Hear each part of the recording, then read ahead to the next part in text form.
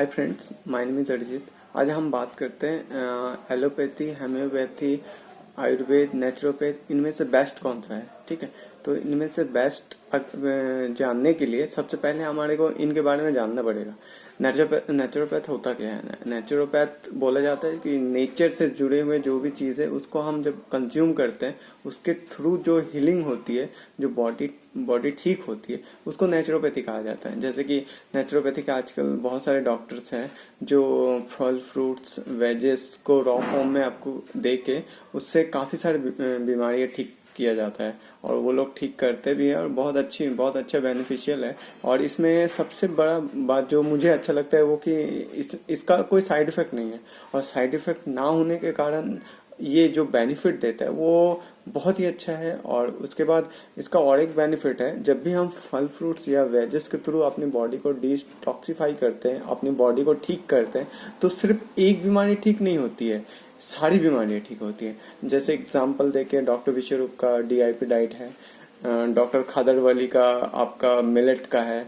ये एक चीज आप खाओगे सारी बीमारियां ठीक होती है। पूरी बॉडी के जो बैलेंसेस है, हार्मोनल बैलेंस ले लो आप, माइक्रोबियल बैलेंस ले लो आप, उसके बाद आपका न्यूट्रिशन का जो बैलेंस है या न्यूट्रिशन का जो डेफिशिएंसी है कम हो जाती है बॉडी में, उसको मेंटेन करता है। तो हमारी बॉडी का न्यूट्रिशन का जो कमी है वो पूरा होने के बाद बॉडी खुद ब खुद लड़ लेती है। एक्चुअली हम सबको समझना पड़ेगा कि जो भी बीमारियां होती है, जो भी सिम्टम्स आते हैं, वो बॉडी क्रिएट करती है। जैसे कि मान लो आपको चोट लगी है, चोट लगने के बाद आपको दर्द हो रहा है, तो क्या वो दर्द खराब है?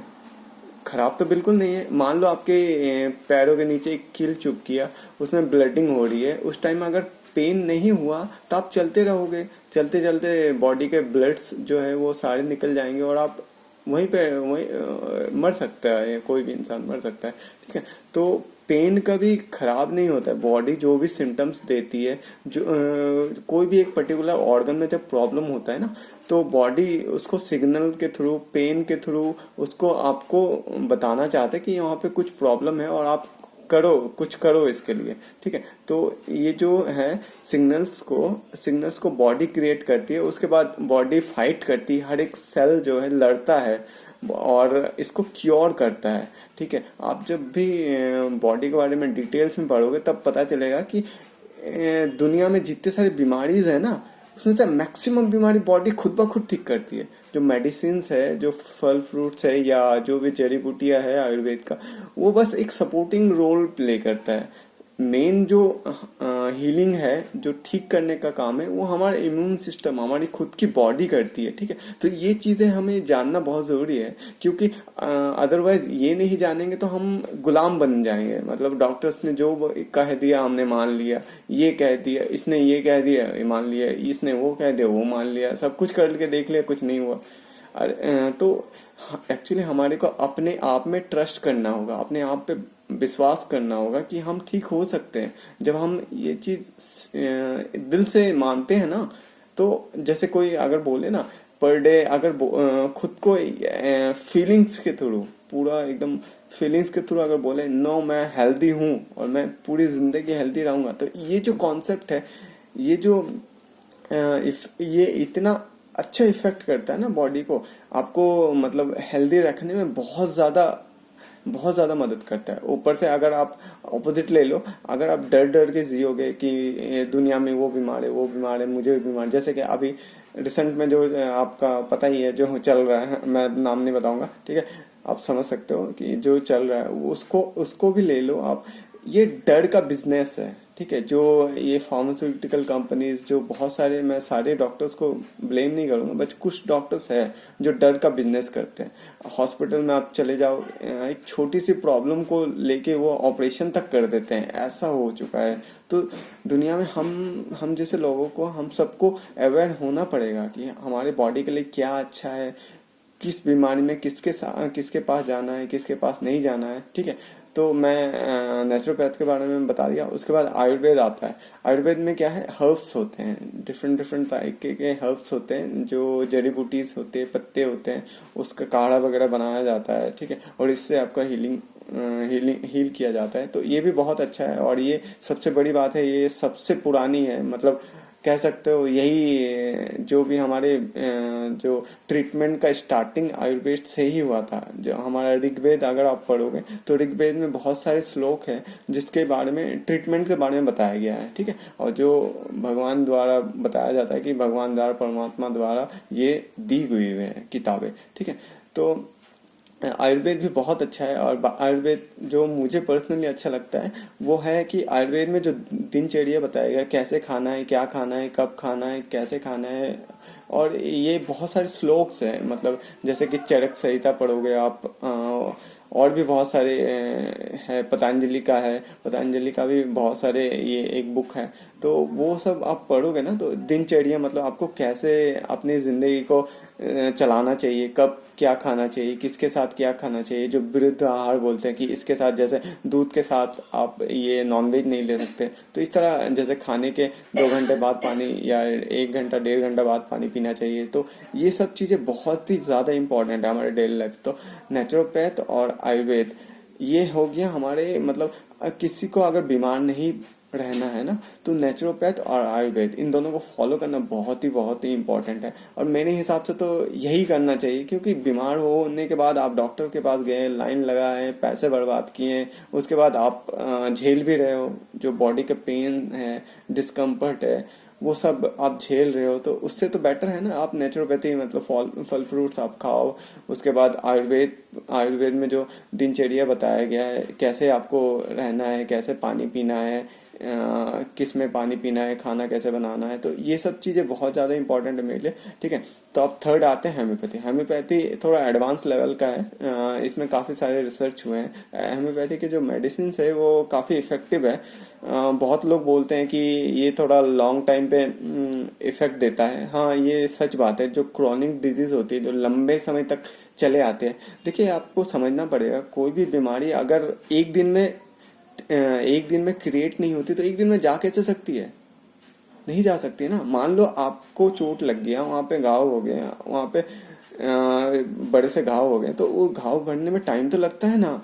तो इसी तरह क्रॉनिक डिजीज जो भी है, मान लो आपको गैस का प्रॉब्लम है, तो ये भी थोड़ा, गैस का प्रॉब्लम वैसे जल्दी ठीक हो जाता है। जैसे कि क्रॉनिक प्रॉब्लम में मैं बोलना चाहूँगा, थोड़ा डायबिटीज़ हो गया, डायबिटीज़ टाइप 1 के पेशेंट, तो ये लॉन्ग टाइम से अपनी बॉडी को टॉर्चर कर रहे हैं, गलत चीज़ें कर रहे हैं, जिसके वजह से इतना सीवियर चीज़ें हो गई हैं, जो इंसुलिन डिपेंडेंट हो जाते हैं बहुत सारे पेशेंट। तो इनका इलाज थोड़ा लंबा चलता है और ये ठीक भी है, क्योंकि जैसे इसमें आपका होम्योपैथ में क्या कहते हैं, वो कहते हैं कि जो होम्योपैथ का 70% आपका मेडिसिन है वो नेचुरल तरीके से ही बना हुआ है। नेचुरल आपका फल पत्ते इन सब से बना हुआ है। तो ये साइड इफेक्ट इसलिए इसका भी नहीं है, होम्योपैथ का साइड इफेक्ट नहीं है। तो होम्योपैथिक भी बहुत अच्छा ऑप्शन है। हाँ, अगर आपको मतलब बीमार पड़ गए हो, थोड़ा क्रॉनिक डिजीज है, डिस्कम्फर्ट काफ़ी ज़्यादा है, तो आप होम्योपैथ के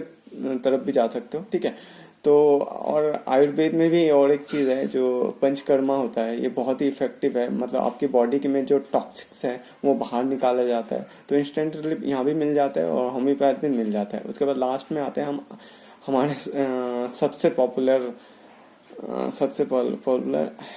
एलोपैथी। तो एलोपैथी में कब जाना चाहिए? तो मेरे हिसाब से तो जब आपको मतलब सडन एक्सीडेंट हो गया, लाइफ एंड डेथ का सवाल है, उस टाइम जरूर एलोपैथी के पास जाना चाहिए, क्योंकि उनके पास काफ़ी सारे इंस्ट्रूमेंट्स है और वो जो उनके मेडिसिन है ना, वो एक्चुअली हमारे बॉडी के अगेंस्ट काम करता है। बट कुछ टाइम पे ये चीज़ें ज़रूरी भी है। मान लो आपका हाथ कट गया, हाथ में काफ़ी सारे ब्लडिंग हो रहे, तो उस टाइम पे उसको फोर्सफुली रोकना ज़रूरी होता है। तो इस केस में जो एलोपैथी है वो काफ़ी कारगर है ऑपरेशन वगैरह करने में। तो ये जब लाइफ एंड डेथ का सवाल होता है और सडन एक्सीडेंट हो जाता है, इस टाइम पे एलोपैथी के पास श्योर शॉट जाना चाहिए, ठीक है। तो इसके अलावा अगर देखा जाए तो एलोपैथी का जितने सारे मेडिसिन है, जितने भी मेडिसिन है, कोई एक मेडिसिन नहीं है जिसका साइड इफेक्ट ना हो। ऐसा क्यों है? क्योंकि एक्चुअली हमारा जो बॉडी गॉड ने डिज़ाइन किया था ना, तो उसमें एक नोबेल प्राइज विनिंग साइंस है, उसमें एक्चुअली हमारे लीवर के पास कुछ इमेजेस दिया गया है। मतलब वो फूड उसके लिए कंफर्टेबल है या नहीं है, उसका एक इमेज है उसके पास, नॉलेज है जो हजारों साल पहले से उसके पास स्टोर्ड है। तो जो भी फूड हम खाते हैं ना, तो वो मैच कराती है कि ये फूड बॉडी के लिए है या नहीं है। वो अगर वो नोन है, वो जानती है, तो वो जाने देगी। लीवर जो है इसको रोकेगी नहीं, जाने देगी और बॉडी इसको अच्छे से कंज्यूम करेगी, डाइजेस्ट करेगी। लेकिन जो हमारे एलोपैथी का मेडिसिन है वो एक्चुअली केमिकल है, केमिकली प्रोड्यूस है, तो केमिकल है। तो केमिकल की वजह से जब वो एंटर करती है ना बॉडी, तो लीवर उसको देखता है कि इसको जज करता है कि क्या मैंने इसको कभी देखा है। तो वो उसने देखा नहीं है, मैं तो कभी इसको देखा ही नहीं, ना मेरे पूर्वज देखे हैं, तो किसी ने देखा ही नहीं, और ये केमिकल है तो ये पॉइजन होगा। उसको लगता है ये पॉइजन है, तो पॉइजन है तो वो अपना 100% देती है कि इसको डिस्ट्रॉय किया जाए, तो डिस्ट्रॉय किया जाए। बट क्या है, हमारे फार्मास्यूटिकल कंपनीज और डॉक्टर लोग काफ़ी इंटेलिजेंट है। तो वो लोग क्या करते हैं, जैसे कि अगर मान लो आपको 300 mg में काम होता था, लेकिन आपको 500 देंगे, क्योंकि कुछ जो पोर्शंस है वो अंदर चला ही जाता है, क्योंकि लीवर की एक कैपेसिटी है, उतना ही रोक सकता है। ठीक है, तो कुछ पोर्शंस जो है मान लो 10% 5% वो अंदर चला जाता है और वो ही काम कर जाता है। एक्चुअली क्या करता है, जैसे कि मान लो आपको हेडेक हो गया, तो इसमें पेन हो रहा है, तो वो क्या करती है, जब भी आप मेडिसिन खाते हो ना, तो वो जो पेन का सिग्नलिंग सिस्टम है पूरी बॉडी में अगर देखा जाए 100 से 120 ट्रिलियन सेल्स है।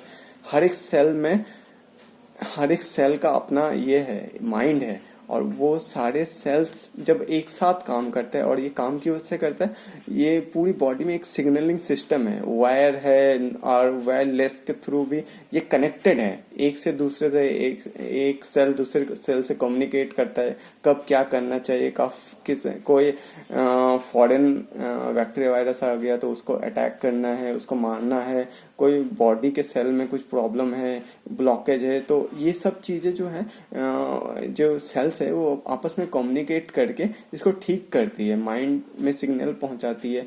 और जैसे कि हेडेक हो गया, तो उस टाइम पेन इसलिए दिया जाता है ताकि आप थोड़ी देर रेस्ट कर लो, माइंड को है थोड़ा रिलैक्स करो, ताकि ये जो प्रॉब्लम्स है जो ओवरलोडेड हो गया है, जैसे कि मान लो एक कंप्यूटर है, उसमें 50 फाइल एक साथ हमने खोल दिया, तो क्या होता है, कंप्यूटर हैंग कर जाता है। तो हमारे माइंड का भी कुछ कैपेसिटीज है, अगर आप एक साथ बहुत सारे फाइल्स खोल दिए, बहुत सारे टेंशन ले लिए, मतलब आप ओवर थिंकिंग करने लगे हो, तो उससे क्या होता है ना, माइंड जो है हैंग कर जाता है। तो उस टाइम पे माइंड जो है पेन देता है, पेन देने के बाद आपको सिग्नल देता है कि आप थोड़ा रेस्ट कर लो, थोड़ा मेरे को टाइम दो ताकि मैं रिवाइव कर सकूं, मैं थोड़ा अपने आप को ठीक कर सकूं। तो ये जो पेन है ये कभी दुश्मन नहीं है, वो आपका दोस्त ही है, और ये आपको सिग्नल दे रहा है। तो इस टाइम पे अगर आप पेन किलर खा लोगे ना, तो ये जो सिग्नलिंग सिस्टम जिसके थ्रू ये बॉडी माइंड बता रही है आपको कि यहाँ कोई प्रॉब्लम है,